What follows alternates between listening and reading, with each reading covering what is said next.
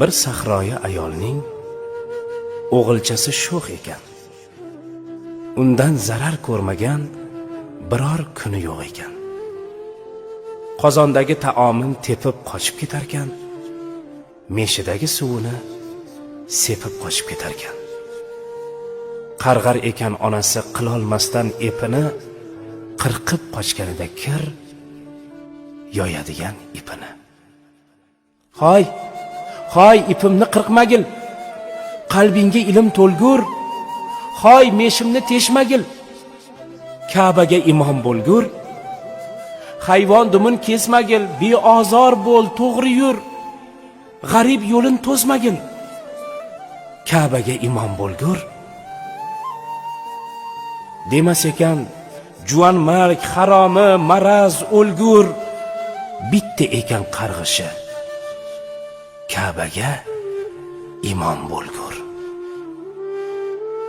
Niyat ketdi, vaqt ketdi. Misli yel yo shabada shu ayolning shu o'g'li imom bo'ldi Ka'baga. Ne shohu sultonlar orqasidan turib g'oz unga iqtido qilib o'qir edilar namoz. Bolangizni so'kmangiz, duo qiling bolani. It, eshak deb so'kishga hayo qiling bolani. Rasululloh dedilar, yuzlaridan yog'ib nur. Bolalar bu jannatning gulu rayhonlaridir.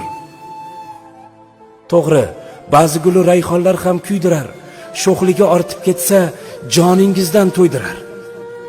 Bobom derdi, bolani so'kish asli emas ep. Jahlingiz chiqsa ayting, nodon yoki xumpar deb. Boy bo'lgur, ko'paygur deng. Aslo demang o'l la'nat. Shuni bilib qo'yingki, so'kinish ham bir san'at. Ixlos bilan qilingan har niyating ushalar.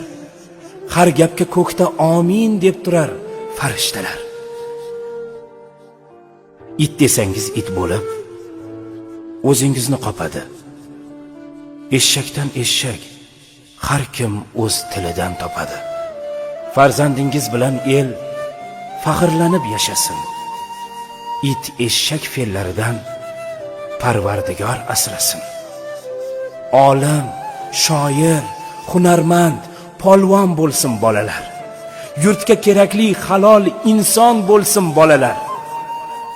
Bolangizni so'ksangiz, poshsho bo'lgur deb so'king. Olim bo'lgur, Xizrga oshno bo'lgur deb so'king. Tildan chiqqan har so'zda ma'rifat ziyo bo'lsin.